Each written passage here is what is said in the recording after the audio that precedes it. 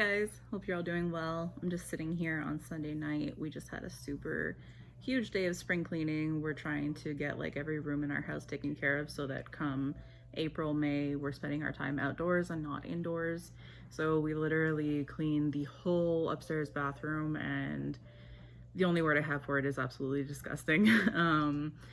Not disgusting in the sense that like it's never cleaned and that like we just let things accumulate, but you don't realize how much dust and hair really like accumulates in the cracks and crevices of a bathroom, like especially one that's upstairs, with like the heat rising and everything, and just like the constant steam from the shower. It was so grimy. It just felt so good to get it cleaned. I'm gonna insert a few clips of kind of like the before of the bathroom.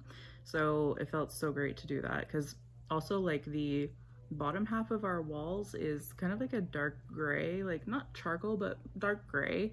And I just find that like the hair and dust accumulation just really shows on a darker color.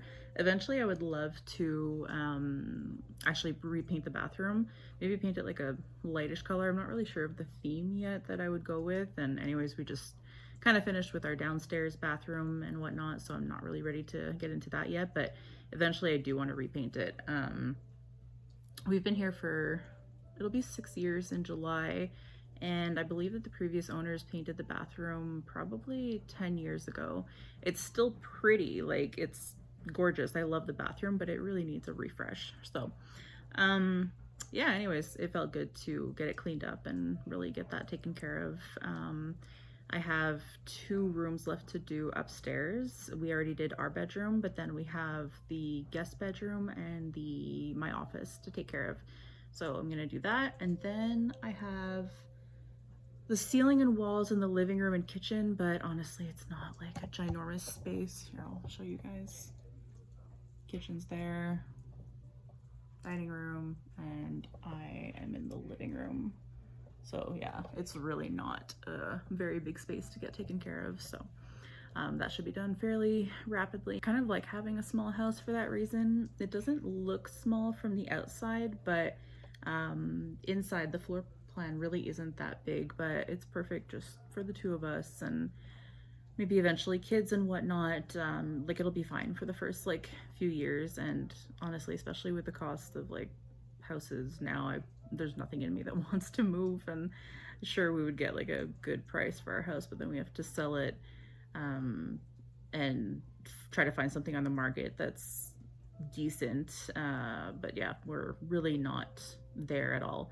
Anyways, I'm getting really off track. So the point of this video, of this intro, was basically to introduce you guys to some cheap, inexpensive hobbies, things that you could do from home, or things that you could do out and about with friends that just don't cost an arm and a leg to do. You know, everything is so crazy expensive, and with the uncertainty of what's going on in North America and honestly around the world right now, I don't necessarily want to be spending so much money on different activities. So I'm trying to find cheaper things to do around home. Thankfully, I am an introvert at heart. I recharge by being alone. Being with people, my people, will recharge my batteries. My people being my family, my close friends, recharges my batteries, because I don't feel the need to put on a show in front of them, feel like I'm needing to entertain people and whatnot. So that's fine, but at heart I'm an introvert, so I like being at home and doing cozy, quaint little hobbies. I don't have a problem with that. Maybe for some of you it's not as easy to spend so much time at home, but I still want to show you guys like cheap ways to enjoy yourself at home, not having to spend so much money. I think a goal for a lot of people this year is to save some money. At least that's what I've seen as a recurring thing on TikTok and Instagram. That's really what people are striving for this year, either to save money or to figure out a way to earn more money. So yeah, I thought I would just show you guys some of the cheap hobbies that I've picked up along the way. I've recently got back into reading. I used to be such an avid reader when I was a kid. Like my reading experience when I was a kid versus now, I mean, I'm kind of jealous of my younger self, if I'm being honest, because I would like be so immersed in a book. I felt like I was literally in the book. Or if somebody was calling my name, like trying to get me up for supper, or like a teacher calling my name because I was like reading in class, like I would literally tune them out. I would not hear them. But now it's not really the same. I feel like as you get older, you have the stress and responsibilities of work, family, stuff like that. So I get more easily distracted when I read. So I'm trying to get back into reading. I have gotten back into reading. I got a Kobo for Christmas and it's been fantastic. I love it so much. I really wanted the Kobo over the Kindle just because, sounds pretty stupid, but the buttons on the side, I am a big button pusher. I always need to be kind of like fidgeting with my hands. So even just like sliding my finger up, like across, up and down the buttons is like satisfying to me in a certain way.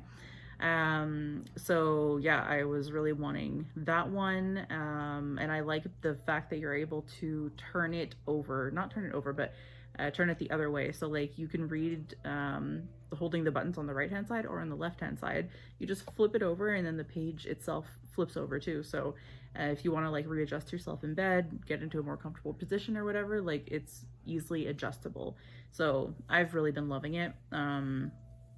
That's a cheap hobby that I've gotten into. I've really gotten into diamond painting.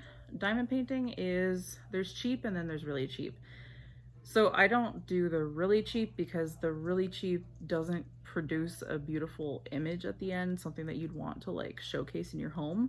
And I'm not going to do a million diamond paintings where I'm going to have them like plastered all over the wall, but the ones that I do end up doing, I want them to be nice so that I can put them in the basement, because we have like a sitting room, like family room in the basement, and I want to like showcase them there. So I do buy more expensive ones, but the time that it takes you to work on them, you like, it's so worth the money. Like you end up spending, I haven't done the math, I should do the math, a few cents per minute of working on it. So it's, to me, worthwhile. I go through them, it takes actually a while for me to go through them. Like I'll probably finish the one that I'm working on maybe in 3 weeks, and I will have worked on it total for probably a good 2 months. So it really keeps me occupied in the evenings during wind down time, which is right now, which is why my hair looks the way that it does. Just ended up taking my shower not too long ago, and I'm going to sit down and work on that. So I'll talk more about like other inexpensive hobbies that you guys can explore, but I'm going to show you what my diamond painting, setup looks like, and give you guys kind of an idea so that you can see if it's something that interests you or not. First, you have to light your candles or turn on your candle warmers and something like that to have like a cozy environment going. I actually had this one going not too long before my shower, so that's why it is still melted. But there we go. Don't mind the Christmas decorations. It's still kind of cold and we have quite a bit of snow at our place, so I haven't gotten around to getting rid of those yet. Next thing you need is a fun drink. I am currently drinking tart cherry mixed with sparkling water. I've loved this drink. It's been like my literal obsession for the past year. So I'm going to grab this and go over to my diamond painting area. All right, guys. So this is my diamond painting setup. As you can see, I have my canvas that I'm working on. I'm about halfway done this one. So yeah, it's coming together. As you can see here, little houses. Those are the rows. This is supposed to be like a tree with like the fall foliage. This is another house, chimney up at the top there. It's gonna be really nice when it's finished, but it's basically like an old-timey street vibe. So like row houses on each side of the street with a car in the middle of it. And I think there's like some people like walking around the street and stuff like that. So I'll show you guys that when it is complete.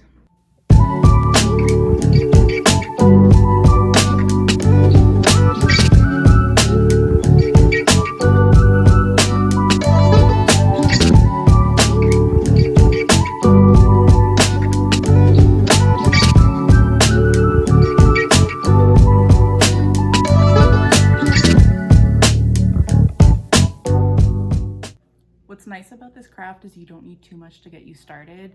Every kit comes with this little wax like this that you use to basically take your diamond pen and stick a little bit of wax on it, and then you pick up your diamonds in their tray. So every kit comes with this little thing of wax, different sizes, different colors. They come with not a diamond painting pen like this, but just a very simple one. This one is a little bit more like ergonomic. As you can see, it has like kind of like the hourglass shape at the bottom and at the top here. And then every kit will come with the canvas itself and then all of the diamonds. So the diamonds come in little baggies that you have to cut open and store yourself. My method of storage that I've chosen is a little container thing like this. So I got mine at the dollar store. It's the Craft Medley one, and I really love this one. So what I've done is I've labeled all of my little containers inside 1 to 64. So there's 64 little jars. And whenever I start a new diamond painting, I will just take the number ones from the kit and then I will just stick them in the container that is labeled number 1. So I find it perfect because then when you follow, there's like a legend on your diamond painting canvas. So when you get to the number 1, you just pick it up, you dump it into your little tray like this, has little ribs in it, and then you just start painting. And when you're done with that specific color, then you take this side here and you just dump it back into the jar. So I love this method. A lot of people will use little bags like this. I use this for like the excess. That's why I'm even have this on the table right now.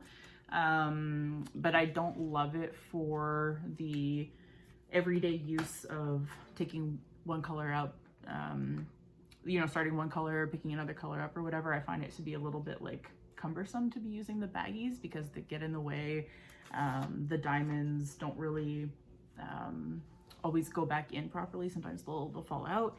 So I really love this little storage kit. But like my setup is super, super basic. You just have to get yourself a comfy chair, some good shows going, some music, audiobooks, whatever you guys are into, and just set yourself up for, you know, you can do this for a few hours, and it's super relaxing. It's really a way to empty your mind, and it's really something that I've grown to love quite a bit. One thing I love is this light pad. Here, let me try to turn it on. I love this light pad. It makes working on your canvas so much easier because you can actually see these symbols properly. And here, I'm gonna turn it off. And this is how dark it gets when it's off. And I find that really hard to work on at night especially, so I love having this little light pad.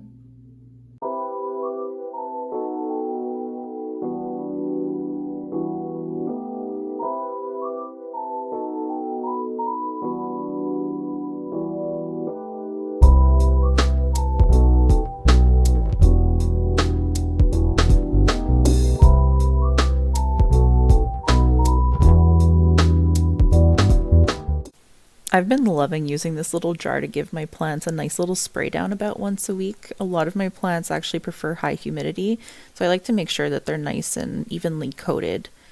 And I use this watering can to also water them about once a week, no more than that. I've actually made the mistake of kind of overwatering them in the past, and they really don't like that. It's actually best to let them dry out a little bit more than you would think than to overwater them. This is my prayer plant, and I am just going and cutting back a few of the dead pieces.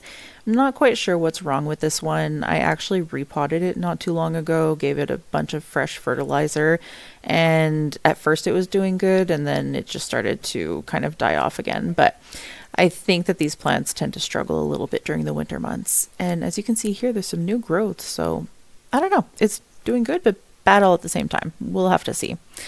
I really, really love outdoor plants. I'm so much more of an outdoor plant person, but this year I found that Taking care of indoor plants was a really nice, inexpensive hobby and something that brings so much life to your house.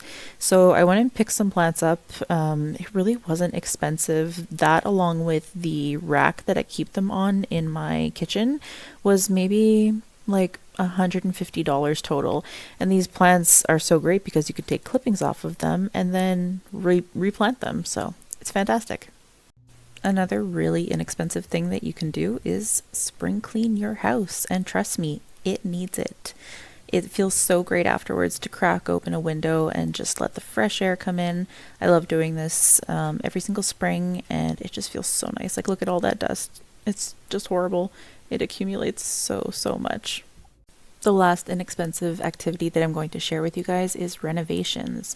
So, you really don't need to spend a lot of money when it comes to renovations. This is actually a pantry off of our kitchen that did not have shelves nor shiplap before. My husband actually just added that to the closet this weekend, and I'm just going in with this ceiling paint. Yes, ceiling paint. And I'm literally just painting the walls with that because you don't need to go to the store and pick up new paint to do these little projects at home.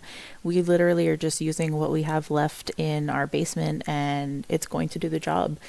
You really, really don't need to spend much money on things like this. And then we end up with a fully functional pantry, which is super cute at the end of it.